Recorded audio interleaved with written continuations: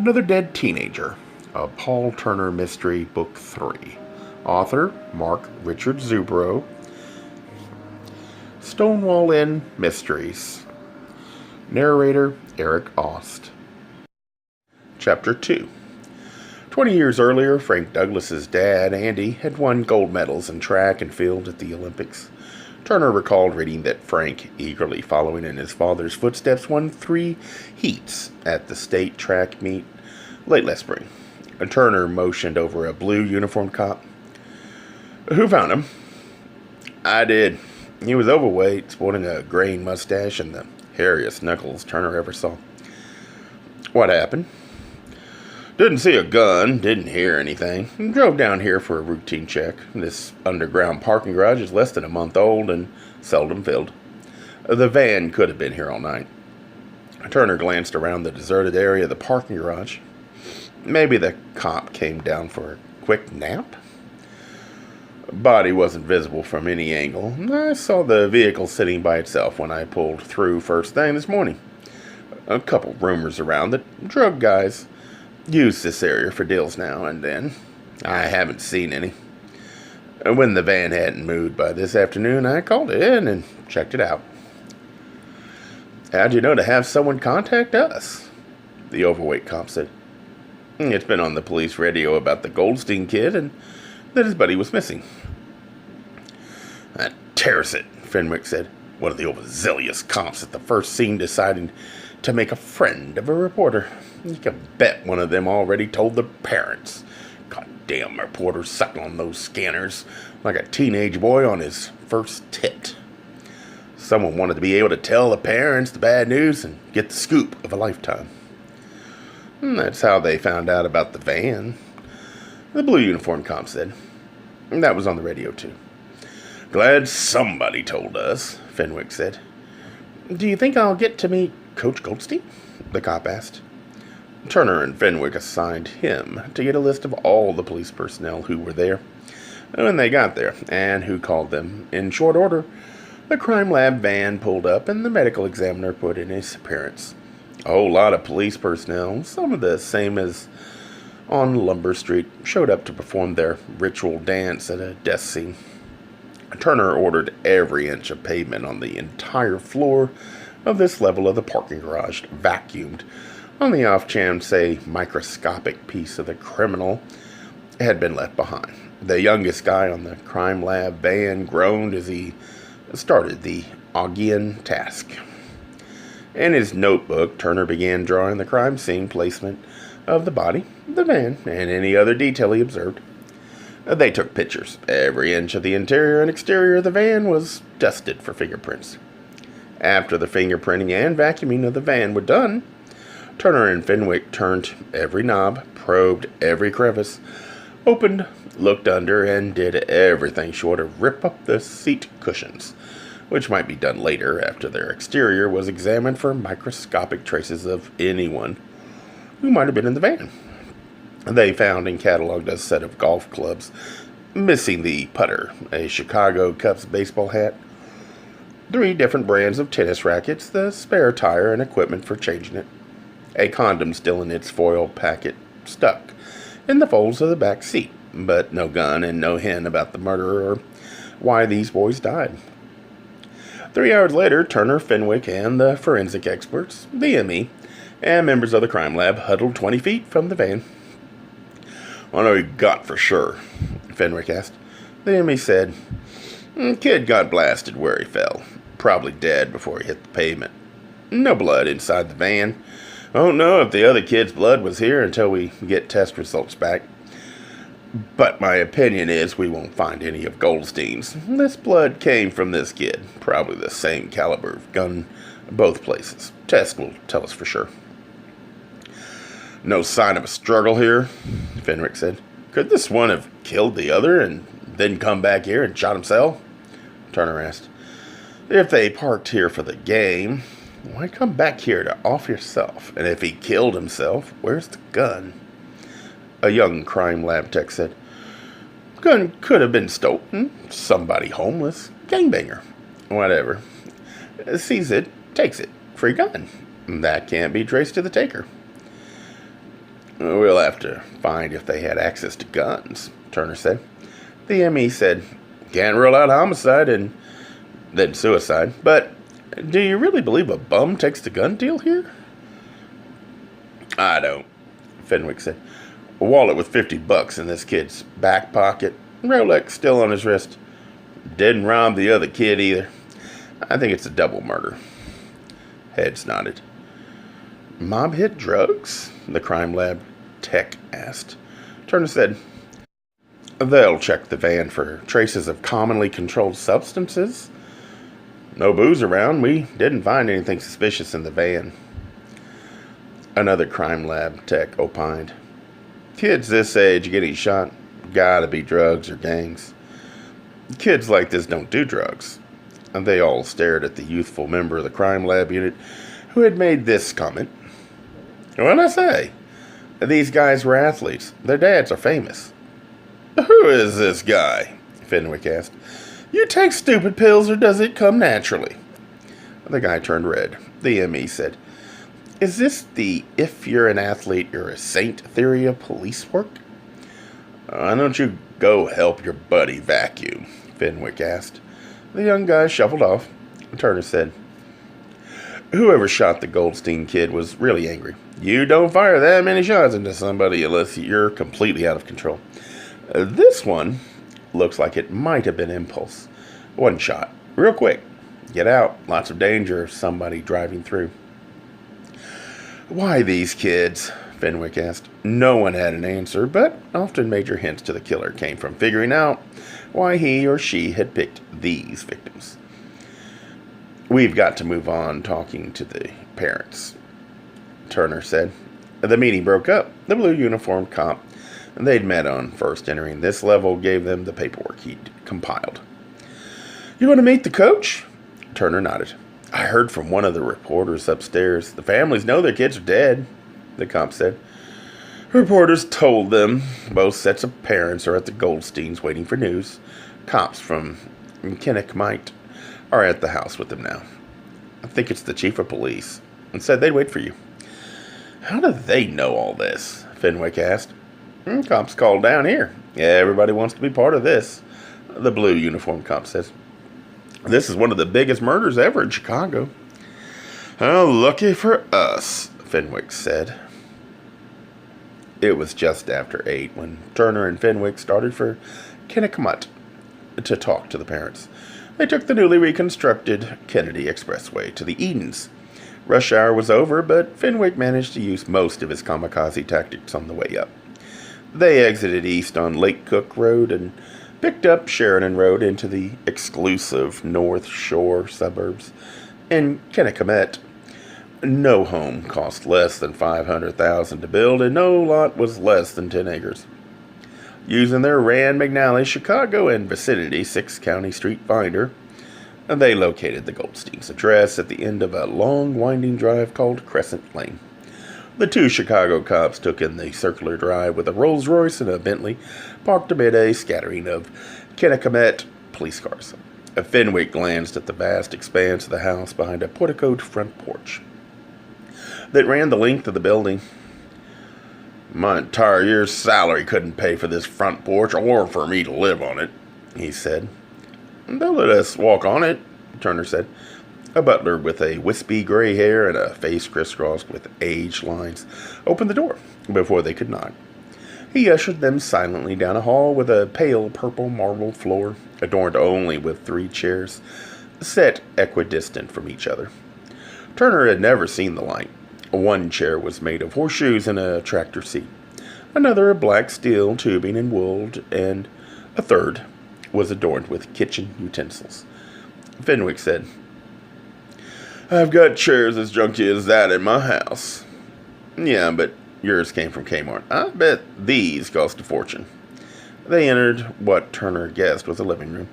At the far end, before the gaping maw of an enormous unlit fireplace, they met Mr. and Mrs. Goldstein, the Douglases, and the entire upper Chilean of the Fenwick Police Department. 3 women and 2 men, though one of highest rank being Donna Robsart, Chief of Police. Coach Goldstein and Mr. Douglas looked pretty much like the pictures in the paper. Turner remembered. Goldstein did have a lot less hair than in his photos, and his paunch protruded less than on television. He stood next to his wife, who was seated on a low-armed sofa with a cream denim slipcover. She wore blue linen trousers and a white silk blouse. Facing the Goldsteins, Andy Douglas and his wife sat next to each other on an oversized sofa with a cotton slipcover and two needlepoint throw pillows. His hair was much whiter than Turner remembered, seeing she wore her hair pulled back severely to emphasize high cheekbones and violet eyes. The Douglases held hands. After introductions and being seated, Mr. Douglas said, "All these reporters, all this confusion." He paused and sucked in a breath. "Is it really true?" "I'm sorry," Turner said. "Yes. Both boys are dead." Mrs. Douglas buried her face on her husband's shoulder. They wept together. Mr. Goldstein abruptly sat on the edge of the couch next to his wife, and with one hand he patted her shoulder, while with the other he brushed futilely at the tears pouring down his cheeks. Mrs. Goldstein pulled a tissue from a box next to her and held it to her face. This was the confirmation of their worst fears. When sufficient equilibrium returned and all of the local police except the chief had left, Turner said, "We need to ask you a few questions. Any details you can remember could be useful. It also might help if we could look at each boy's room." What the parents knew of the previous evening was simple enough. The boys had gone to the football game the night before. They had access to a skybox, as well as sideline passes secured by Mr. Goldstein. Afterward, they would have been escorted to the locker room to talk to a few of the players. The parents expected the boys home around 1 in the morning. "It was late for a school night," Mr. Goldstein said, "but it was a rare opportunity. I'd have gone with them, but I had a speaking engagement in Kenosha. My wife and I arrived home around 11:30. Mr. Douglas said, "We were at a fundraising dinner and meeting for special needs kids. We got home a little after midnight." "They were so eager to go," Mrs. Goldstein said.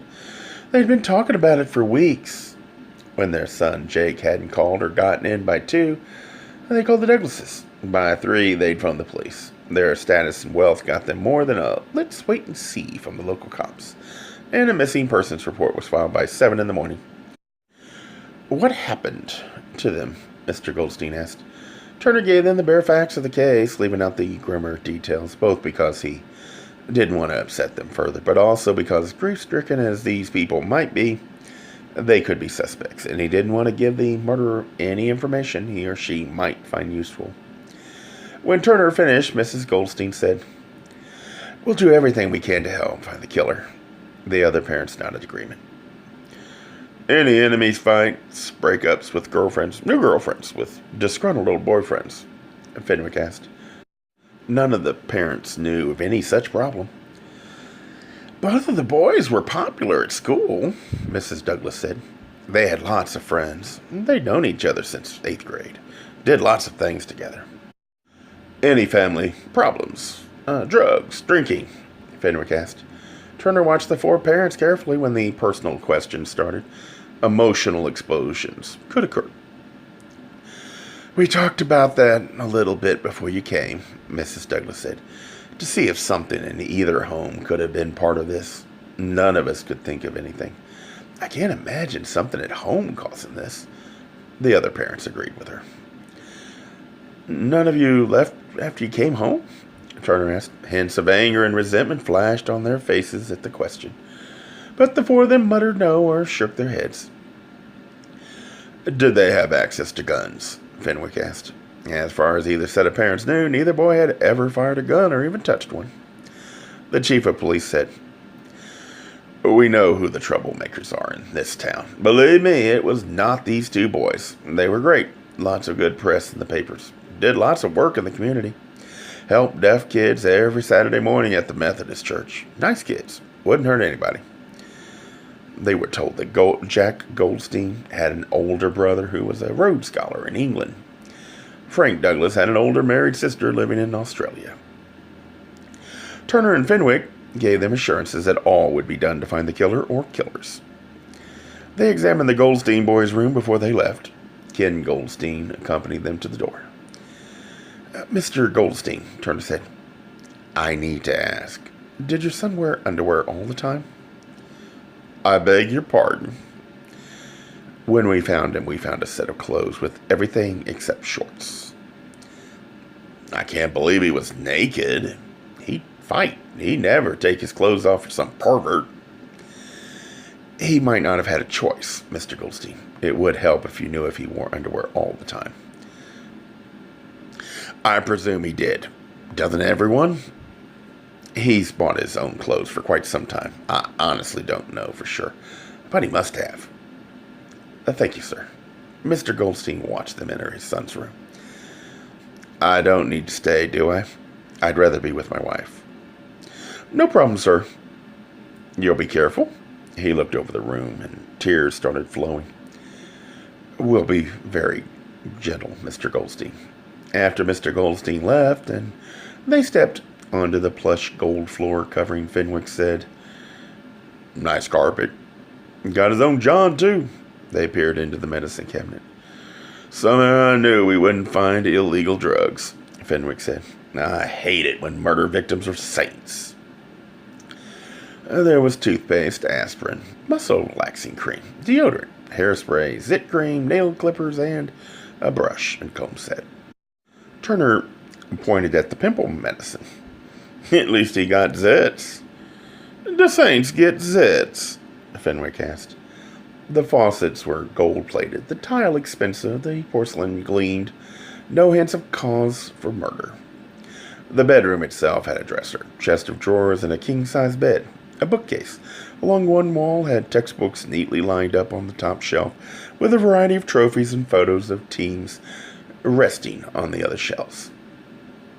Turner glanced at these. It looked like the pictures Turner had of his older son. Goldstein's started from when the boy must have been 9 or 10. The wall over the bed had a life-size poster of Michael Jordan. On the opposite wall was an 8-foot picture of a Porsche. Turner and Fenwick stood at the desk next to the bookcase. Fenwick glanced around the room. This place is too neat. Who ever heard of a kid not leaving underwear around and crap all over? The maid probably cleans it, Turner said. Maids clean underwear. In the dresser, they found a drawer with rows of briefs and t-shirts neatly lined up. I had underwear, Fenwick said. They looked in the closet. Clothes hung neatly, shoes arranged carefully, athletic equipment stored in individual open shelving.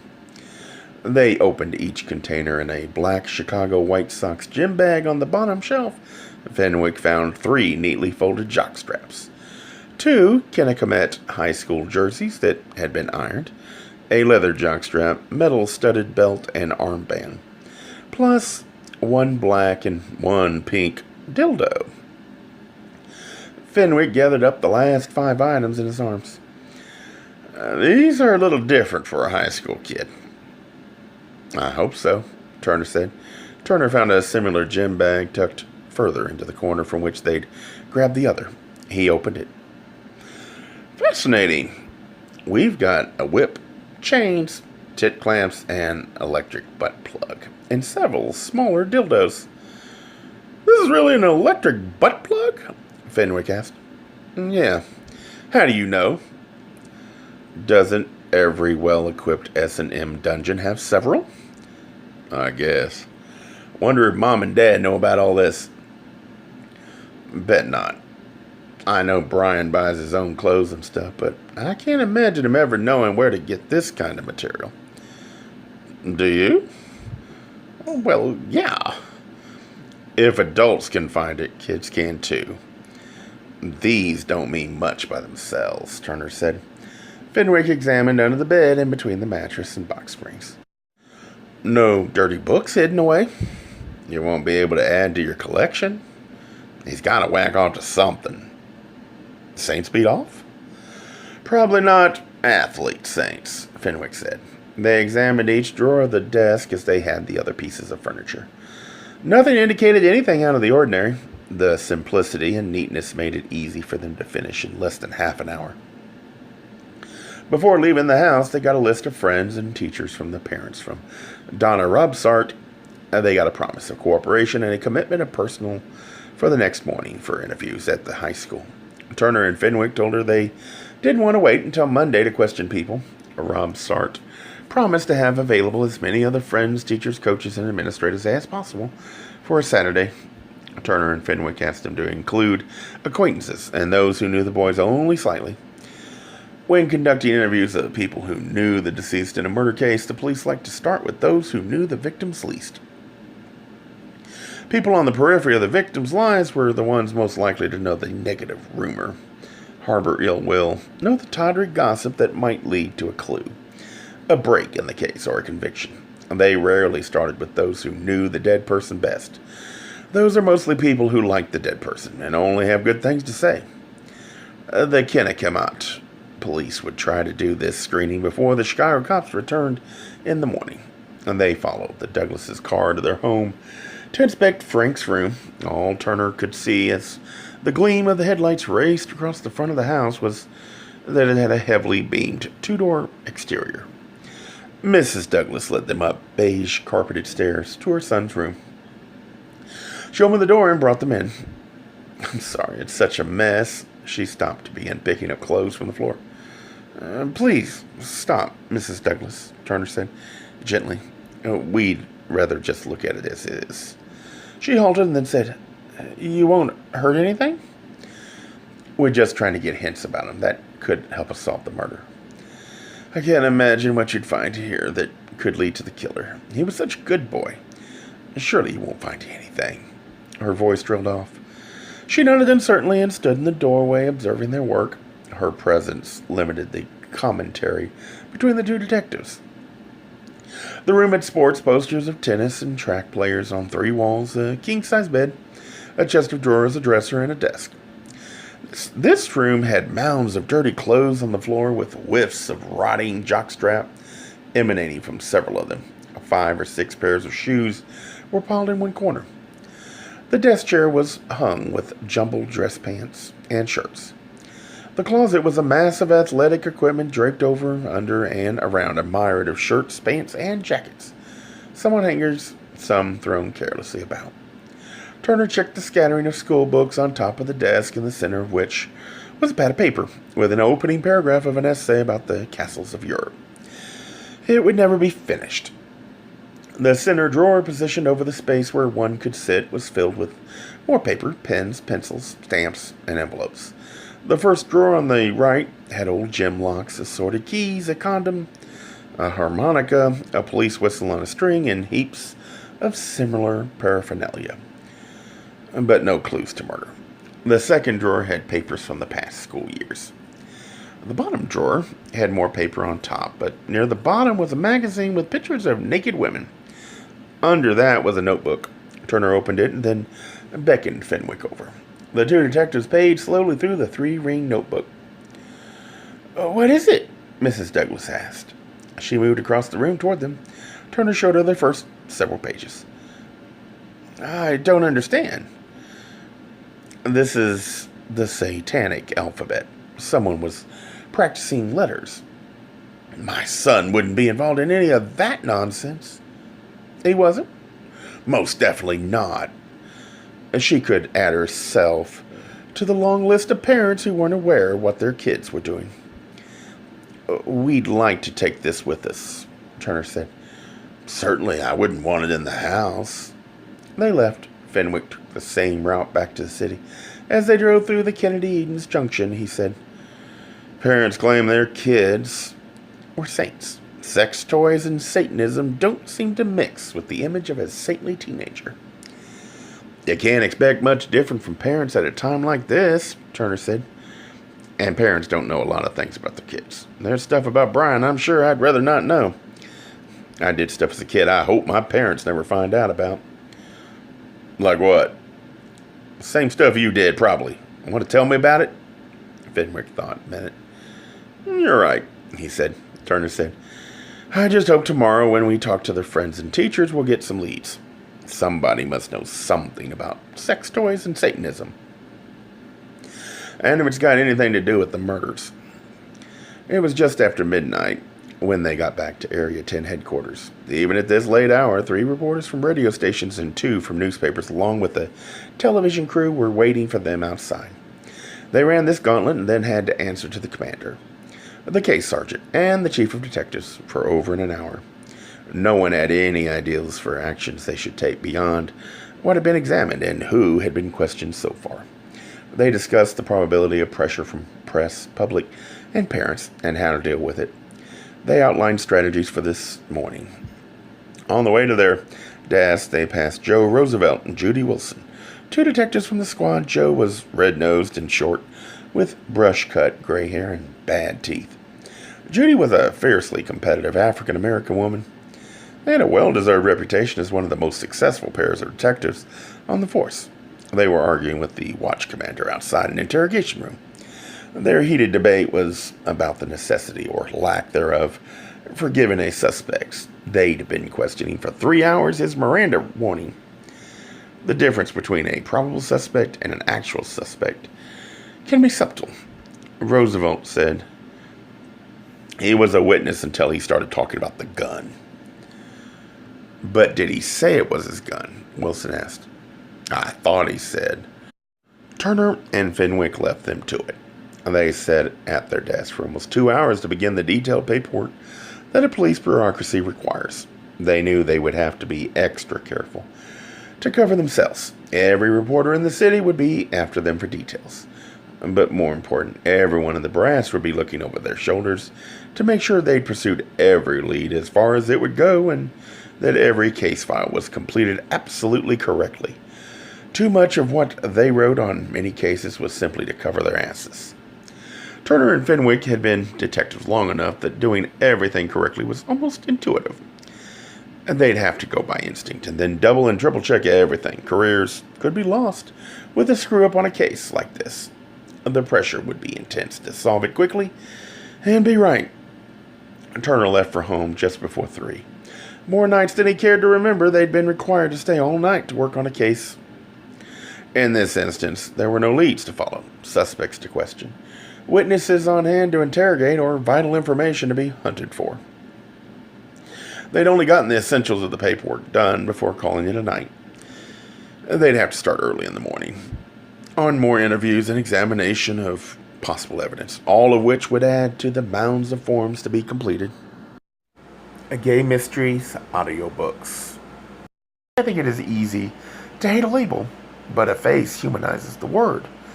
So this effort is twofold: to offer comfort to those like myself that your world didn't end because you don't fit into the view of acceptable society on both sides, and in hopes of helping those with family that are LGBTQ, that it doesn't mean we are aliens from the child they once knew. Reassure them so they can maybe be supportive at the same time, being true to their values.